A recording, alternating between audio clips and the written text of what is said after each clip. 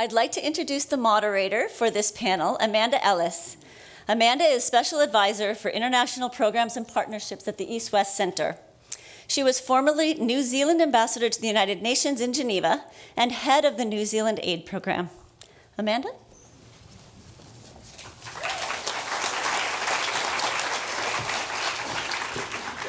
E ngā mana, e ngā reo, e ngā rangatiratanga. Tēnā koutou, tēnā koutou, tēnā koutou katoa. I have just formally greeted you in Māori, which is the indigenous language of my birth country, New Zealand. And I honoured the leadership and the power, the mana, very similar to Hawaiian, in this room. I have a question before we begin. Can anyone tell me in how many countries gender parity has been reached in practice? 5? Do I have anything lower than 5? I see a big 0 up the back from Judy Bishop. Very knowledgeable, 0. So in no country has there yet been gender parity achieved in practice. Now, can anyone tell me what percentage of countries still have discriminatory laws that prevent women from being economically active in the formal sector? It sounds like a crazy thing to do, right? Any idea of what percentage of countries still have those laws that prevent there being a level playing field? 40%. Do I have an increase on 40%? 60%. Do I have an increase on 60%? 80%. Do I have an increase on 80? 90. Do I have an increase on 90%? 91%. So, as Margaret Atwood said, we all think of powerful women as born leaders, powerful men as born leaders, and powerful women as anomalies. And I am thrilled to introduce 4 extraordinary women who have all achieved firsts. Jenny Shipley, who is the 36th Prime Minister of New Zealand. The Right Honourable Dame Jenny Shipley was the first woman leader of New Zealand. She was also the first woman to chair APEC and is a former chair of the New Zealand Global Women. She is the chair of a number of very large New Zealand companies and sits on a range of boards in China. Second, Her Excellency Hilda Heine, the President of the Marshall Islands, the first ever woman to lead a Pacific Island nation.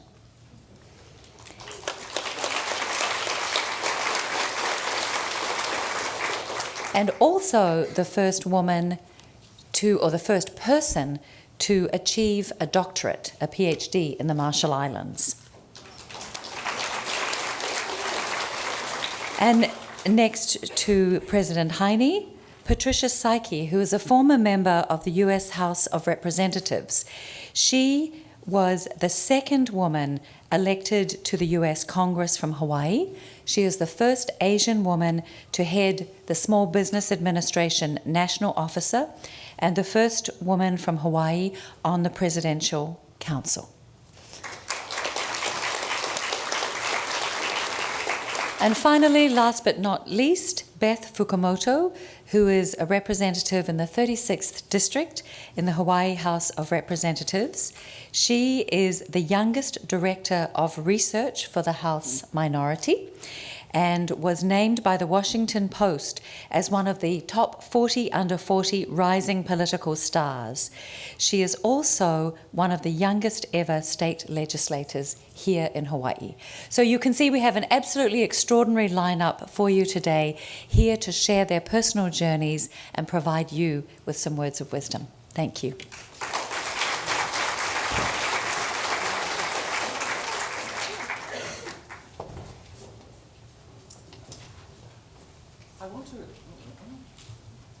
Can someone help us here, please?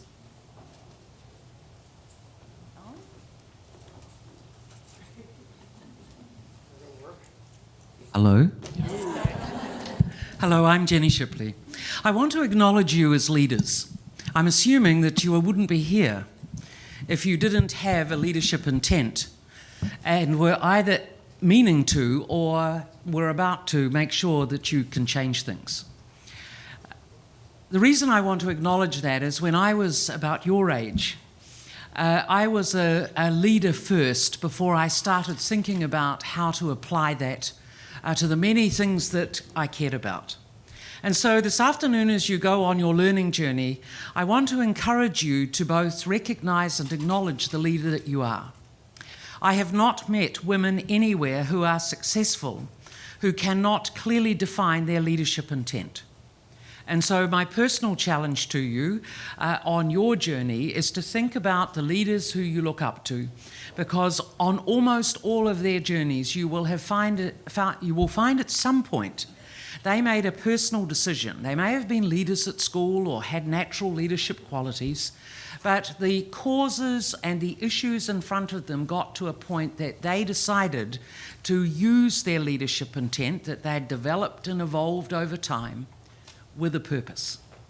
And the point of difference is, you can be a leader and you can develop speaking skills and a sense of presence, but that moment where you then decide to become a leader in action, where you are not simply present, but you engage and are determined to make a difference, is, in my observation, what makes women stand out on their learning journeys. I was lucky. As a child, I grew up in a family of all girls, and to be honest, it didn't occur to me until my early 20s that the world was not an equal place. I probably was aware that it wasn't entirely, but it mattered in terms of what I did, because I dealt with possibilities, not problems. And so my father and mother encouraged my sisters and I to both look up and to look forward and to act with determination. And I want to encourage you, in whatever circumstance you find yourself in, to think about, is that where you are? And if it's not, what else can you do in terms of getting yourself ready to take action? The second thing I wanted to share with you is the moment where I decided to become politically active. I had been active in many community causes and local causes, so my leader activation had occurred. But I decided at a particular moment in New Zealand's history that I felt I could make a difference. I was entitled to be at the table. I believed that people needed women of my age. I was in my mid-30s when I was elected to the New Zealand Parliament.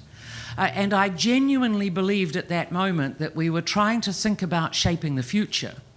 And I personally was not prepared to leave it to half the population. There were only seven women in the New Zealand Parliament at that time. Today there are about a third of New Zealand's Parliament are women, and we do not have quotas. It is now expected that women and men will lead, and that social change has occurred over that time. The point of my telling you that moment story is often women are encouraged to wait to be asked. We have no time to wait to be asked. So if you take nothing else from what I say to you this afternoon or share with you, it is we cannot simply be bystanders and describe the problem. We have to decide what we'll do to take, not necessarily control, but make a commitment to actively participate. And while I hear in your introduction, many of you have mentors and sponsors who are supporting your learning journey, always remember that there are two parts. There are people who may be helping you develop, and in some instances they may pave the way. But in my experience, outstanding leaders, women or men, choose and know the moment where they will become active with purpose. And I want you to think about where the leader in you with your intent when you are ready. So pack the box full of skills. Absorb the knowledge around you that you will need to be an effective leader. But when you've defined the cause or the events that matter to you, and in my 30s, New Zealand was a very closed and protected economy. We were not engaged globally, and I felt very desperate for the prospects not only of my generation. We were in a lot of debt, and there was no light. And myself and a number of other younger leaders decided we would try and be change agents. And it's not only us. I'm pleased to say that the New Zealand today is a quite different place with a succession of leaders who were able to bring many strands of reform, which were not only economic reform, but social reform. So my last minute to you is, having got your leadership identity sorted, as I went into politics and now in corporate life, I try and think about who I am, what I do, and what I care about. And interestingly, what I do are cloaks that I put on and off. I'm 65, and I've worn many cloaks, some of which help define who I am, but they are not who I am. I didn't need to be Prime Minister to define who I am. I was a leader a long time before I was Prime Minister, and believe it or not, I still wake up each morning filled with the landscape of what needs to be dealt with, because that's what leaders do. They bring their mindset and their skill set and their willingness to think through issues, and then they are able to engage, not just be present as a representative, but to engage and make a difference. And so I want to encourage you as the leaders of the future, not only here in Hawaii, but wherever you come from. You are in an east-west centre, and this is my last contextual thought. Those of you who know who you are well will have to deal with people you don't know well in the world of the future. So I want you to bring an open mind and lens about what you don't know, not what you do know, because it will serve you well. And in an east-west centre, as we think about the populations of today and tomorrow, and who each of us is and what we do and what we stand for, there are enough causes in that conversation that I hope will ignite your interest as leaders and enrich your conversation today. I've been lucky to not only make my own luck, but be with others who've been willing to be not only present but change agents. And there is still so much to do. So you stand on the shoulders of many of people who've come before you. And I'm proud that I was able to stand on the shoulders of others who created opportunity to me. But your success will be defined just as mine was, not by being there, but by what you did that make a difference. I leave that with the challenge to you this afternoon. As you work through this journey, I hope you will leave here with a clearer leadership intent and determination as you go as to what the things are that you might decide to activate that will give your leadership a prominence in the future. For me, leadership is there, and at 65 there are still things I want to influence, but success for me is watching what you will do on the basis that some who came before you created that opportunity. I wish you well.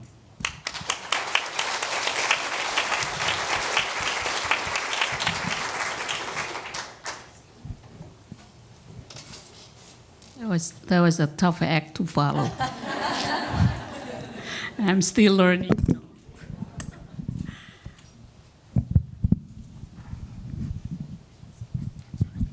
I'm still new at this, so please bear with me. I'm going to have to read my speech that I prepared for this afternoon. So first, Yahweh, this is our greetings from the Marshall Islands. Thank you for the invitation to share this afternoon. And I'd like to acknowledge my colleagues here at the podium, thank them for being part of the panel and a group that I hope I'm learning a lot from. I bring warm greetings to you all from the Marshall Islands, especially from the women of the Marshall Islands. And we're very encouraged and happy that we were able to be part of this exceptional women leaders gathering.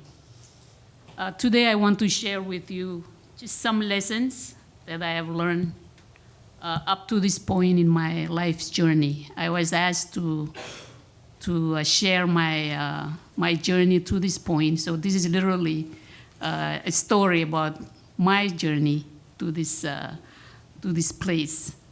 And I will start with my family. I actually came from a very large family, as Pacific Island families are known for. I have 10 siblings, and I was like 8 at the very bottom. So I learned early on that I had to be good at something in order to be recognized in this sea of siblings. This realization that I had to fend for myself or to be self-sustaining if you will, is a valuable awareness that served me well throughout my life. I use the word awareness deliberately because at that young age, I don't think I was making a decision then, or a conscious decision. It was more of a reaction to my circumstances and my surroundings. So I learned to read well very early on when I was growing up. And I grew up in a very isolated island. There was no electricity, no running water. It's pretty much, living in a remote community, if you know anything about that. So you kind of have to teach yourself. My father was my first teacher, and I learned from him quite a bit. And my interest in learning at early age made me a somewhat pretty good student. And being a good student opened new windows of learning opportunity for me, which landed me in Oregon during my senior year. I was given a scholarship to go and finish my senior year in Oregon. Marshall Islands was considered an educational disaster area at the time, so they needed to send people off to get better education. So all of these experiences pushed me to complete my college education. This was at a time when many Marshallese women were only dreaming of completing high school education. So I was lucky. I think I was at the right place at the right time. And on to career. After college, I returned home and I worked. I started as a classroom teacher, teaching in one of our big high school. My parents and grandparents were both educators, so I share their passion for education. But what is education, really? What does it mean? I'm sure each one of us in this room has our own definition of the word and what it means, at least in the Western sense of the word. According to the dictionary, the term education is derived from Latin word educare, which means to bring up, to raise, or to nourish. And that's exactly the role of women in the Marshall Islands. So when I look around in this room, I see a room full of educators. I say this because women are the first educators of our children. We bring up, raise, and nourish our children. What I also see in this room are leaders, because as mothers, we are also leaders. We educate not only our families, but our communities, and by extension, our nations. I joined a women's group after I returned from college, and we co-founded a small women group, but this was a group of ladies that were college educated, and they were interested in some civic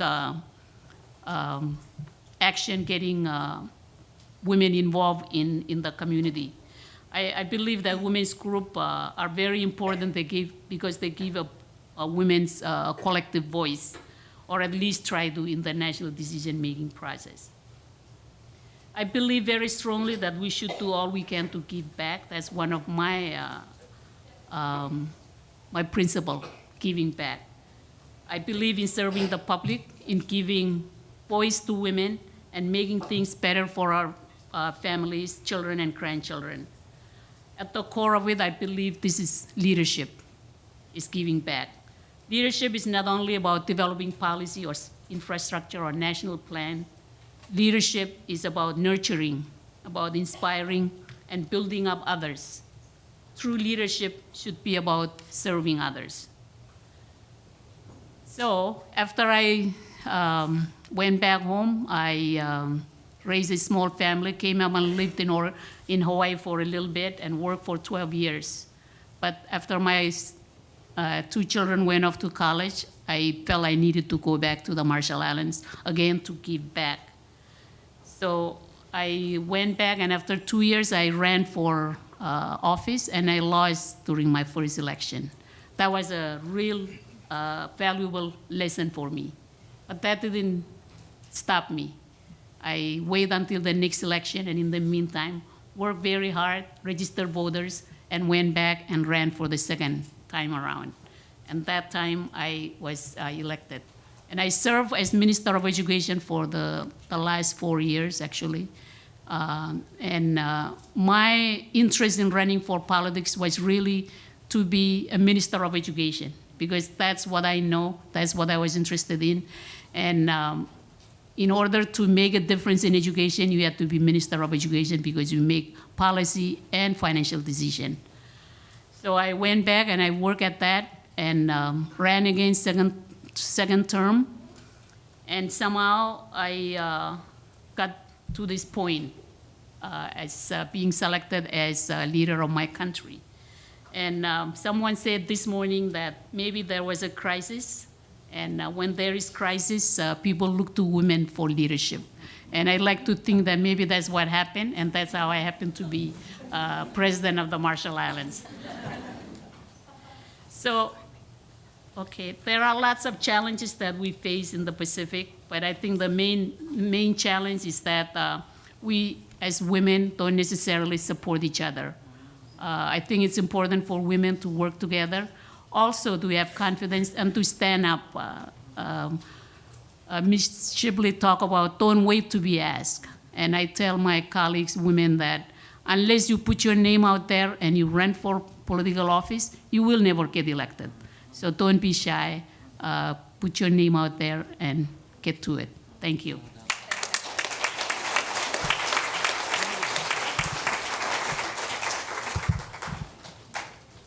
Does this work?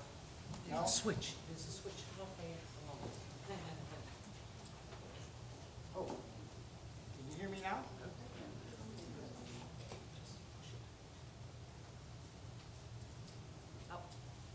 This is why I can't work a computer. There we are. Aloha. I'm Pat Psyche, by the way. And my claim to fame is that I sat on the board of directors of the East-West Center for 8 years.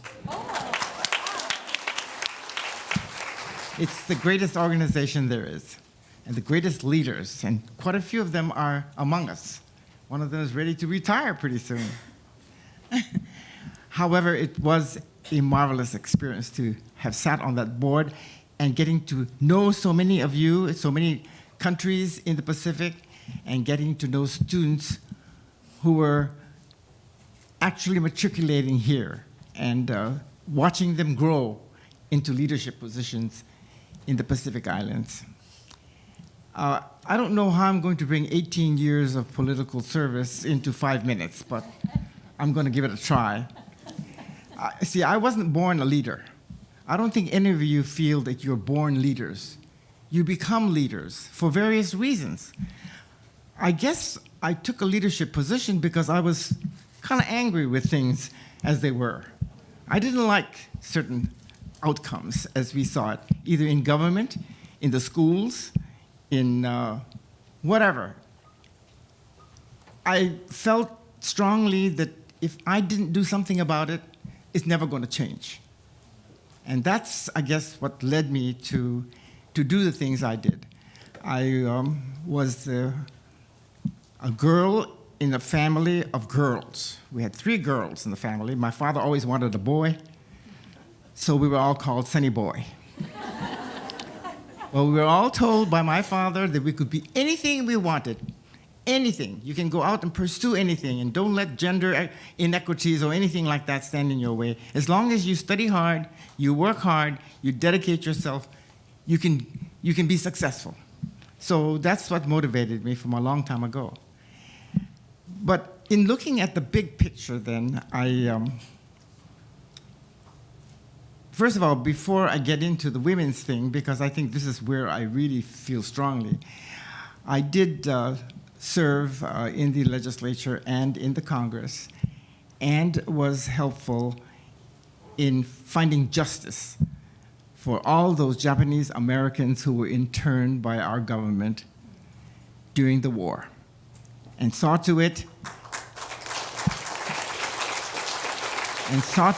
they received reparations and an apology for what was done. Now, this was something that was kind of built in where I felt like something had to be done to correct the situation. That's one of the things. Another thing that I felt very strongly about was the constant bombing of that island called Kaho'olawe out there. Now, all of you in Hawaii know about this.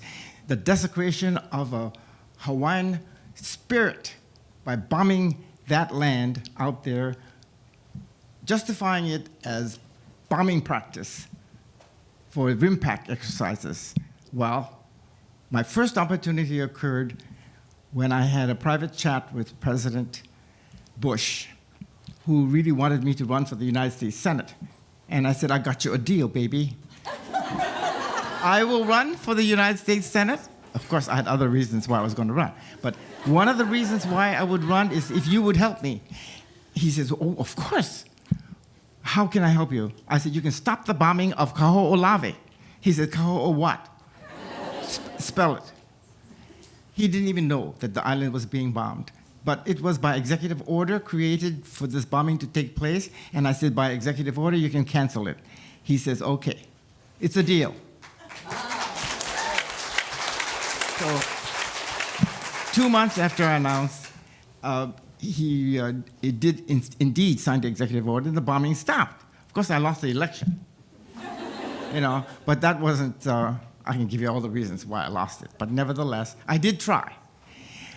This was after, of course, 6 years in the State House, 8 years in the State Senate, 2 years in the United States Congress. That's when I ran for the United States Senate. I lost that race honorably, but nevertheless lost it. So I've had my disappointments, my successes and my disappointments. But the main thing that I'm most proud of is that I sought equality for women. It was in the 1970s, and President Nixon had organized the National Commission on the Status of Women. I became a member of that commission. Our main purpose was to have the Equal Rights Amendment to the United States Constitution. And we did it. We got it through the Congress, and it passed.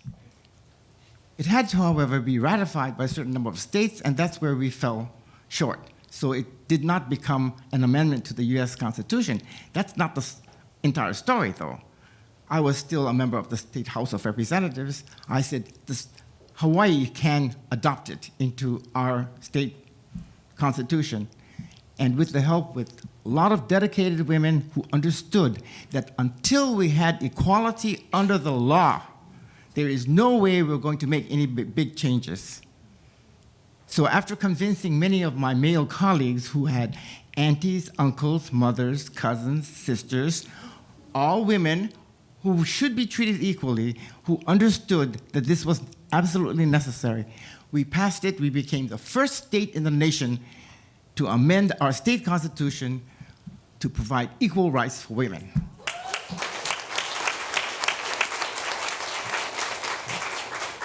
And then I went on, I figured, well, okay, now we've got the state constitution behind us.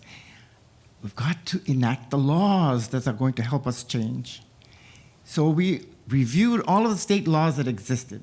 And in those days, and this may be true in some of your other countries, women could not have a credit card in her own name in the 1970s. A woman could not own a mortgage in her own name in the 1970s. A woman who took maternity leave was never guaranteed a job when she wanted to return. A woman could not even go back to using her maiden name after a divorce, or if she chose to use it for professional reasons. These are all things that existed under the law, and they all had to be changed.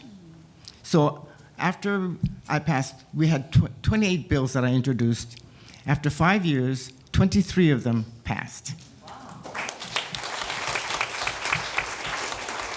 Okay, so now we've got the law that we can use to move ourselves forward as equals in our community.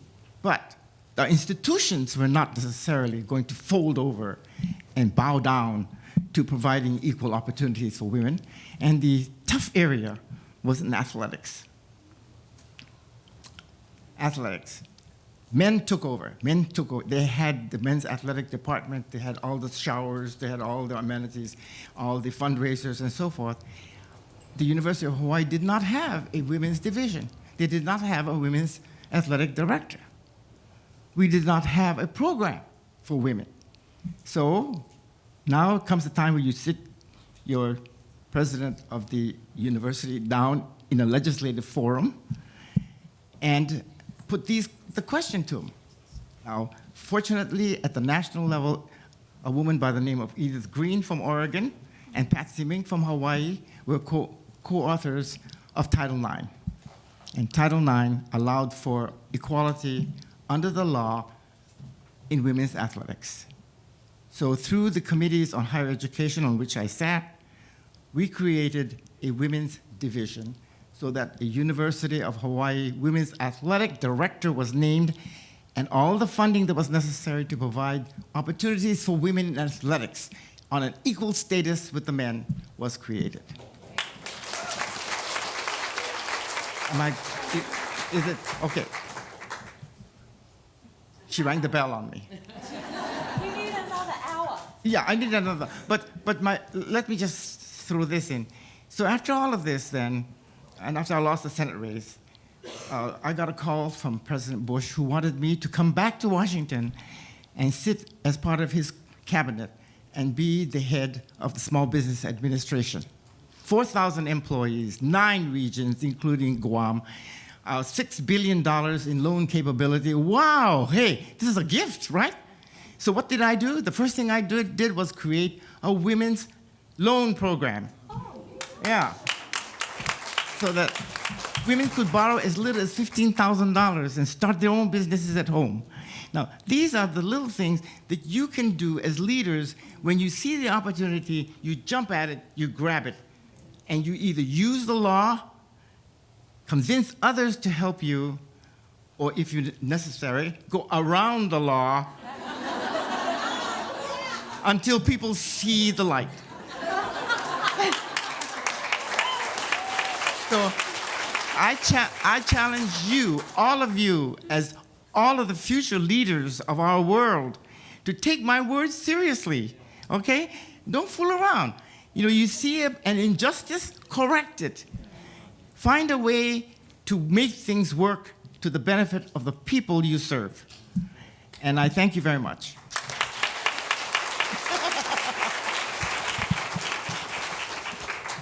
Okay, I think, let's see, can I pull this out? Yeah, it's working. Okay, otherwise I'm gonna end up hunching. I think today probably the best thing that I can do, especially following all of these women, is to talk to you as somebody who's still figuring out leadership. I've been elected now, this is my 5th year in office. I've had some national notoriety recently, and I'll talk a little bit about that. But more than anything else, I want you to be able to come away with an understanding of leadership and that anybody can be a leader. And so what I want to first start with is why I ran for office, what first got me involved, and then I'll talk a little bit about what's been going on nationally and the lessons that I think that everybody can probably learn from it. When I decided to run for office, now I had gone to school at Georgetown. I was graduating from my master's degree with English Lit degree into the Great Recession. I was one of the first years to graduate into the recession, which meant there were no jobs anywhere. And so my plans to go on and get a PhD were put on hold. I decided to come back to Hawaii and live with my parents and sort of wait out this recession. I thought I can get a job at home in Hawaii, even if I can't get a job with my English literature degree anywhere else. So I went back to Hawaii. I came here, I moved in with my parents, and the only place hiring was the state legislature.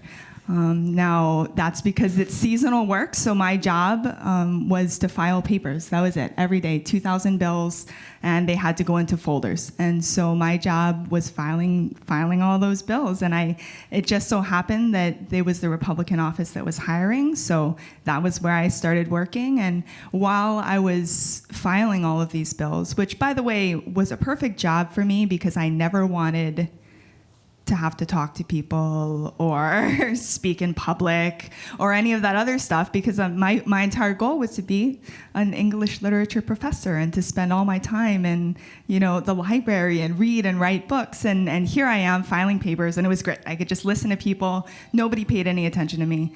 But during that process, I was overhearing all of these things happening at the legislature. People were talking about how outnumbered Republicans were, how things were getting done always behind closed doors, that there were too many men in government, and these men were constantly making decisions without the women, that they were constantly making decisions, again, behind closed doors, late at night, without the input of the public. And so for me, I said, okay, well, maybe we need to change the face of government. Maybe this means we need to get more people. It just so happened that the year that I got elected, almost everybody was under the age of 30, but the average age of the legislature before that was much, much older than that. We had a lot of people that were there for 20 years. And so for me, I was looking at the legislature thinking maybe the fix is to diversify. And I know here at the East West Center, you all believe in that. That is the fix, diversity. And so I ran as a young woman. I was 26 when I first ran for office. One of the few Asian Americans, especially running as a Republican. And eventually, I ended up being the youngest minority leader. I ended up being the youngest, actually, woman to hold any leadership position in any legislature across the country. And with that, I found that there was this opportunity to have a voice that I didn't know I had. Part of it, I think, was... I had grown up in Hawaii. This wasn't something I was really interested in. Somehow, these positions kind of kept opening for me. And you don't want to say that to a room full of people that are, really excited about leadership. But I know that because I sat in these rooms too, I know there are some of you out there that when you're in these groups, maybe you let somebody else stand up. Sometimes you let somebody else that maybe is a little bit louder. Maybe they're a little bit more aggressive. And you just sort of let things happen. And for me, I in a lot of cases let things happen, and I got fortunate that I still got put in all of these leadership positions. And it wasn't until the presidential election last year that I finally found my thing and my purpose, the thing that activated me to leadership, as Ms. Shipley was talking about. And that was as I happened to be sitting at a bar in Georgetown with some fellow Republicans and telling them, they were talking about the Muslim registry, and they kept telling me this Muslim registry is never going to happen because it's unconstitutional. We can't do it. Don't worry about it. It's just political rhetoric. And as a Republican, I said, I've been talking a decent amount about this to people, and I don't think it's just rhetoric. Even if it's just rhetoric, I think that's really, really disturbing. It's a problem, but fine. As a Japanese American, what I explained to them is, as a Japanese American, and Pat has said the same thing, it's not just rhetoric. It's something the United States has locked people up on the basis of their race. They could certainly, by executive order, do it on the basis of religion. So this is something that we have to fight. And as a Republican, my presidential nominee is saying something that I can't agree with at all. So what do I do? What should I say?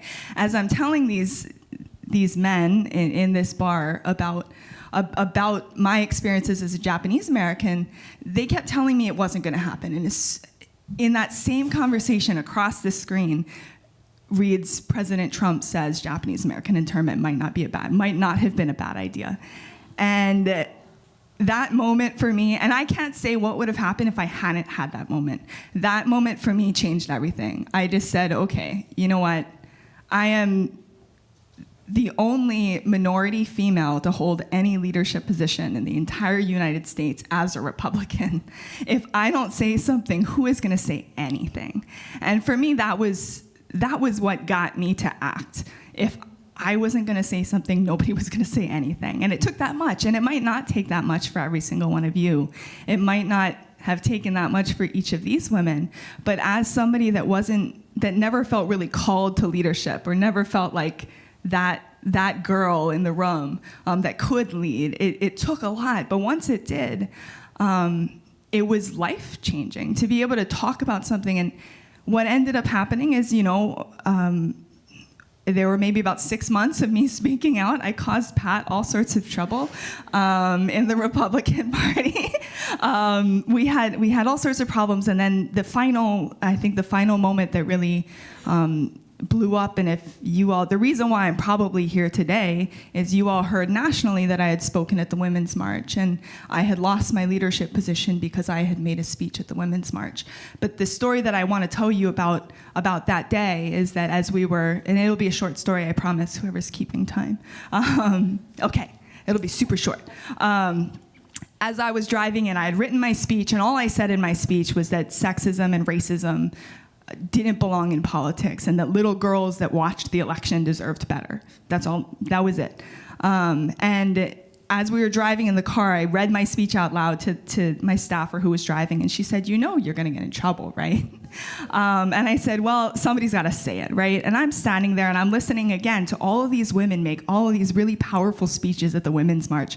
And I turned to somebody standing next to me who's a friend, and I just said, these people are clapping for all of these women, and they have all these applause lines, and I don't have anything like that in my speech. It's going to fall super flat, and I was all nervous about it and scared, and again, still not feeling like that leader. Got up there, did the speech, and if you watch the video, you can see there's a moment in there that I got confident. I was not the whole time. All of a sudden, you see me get confident because I realized how much I believed what I was saying. And I think that's the takeaway here is you don't always feel like the person that should be speaking. You don't always feel like that leader or that woman, but everybody can be, everybody should be. If you see an opportunity to say something, maybe it takes being the only person that can say something, but that is being a leader. And my experience is that when you step up and when you do that and when you speak, even when you feel like maybe you shouldn't, there's a peace. And you can feel good about yourself. And that, for me, I'm still learning, but it's been a really fun ride.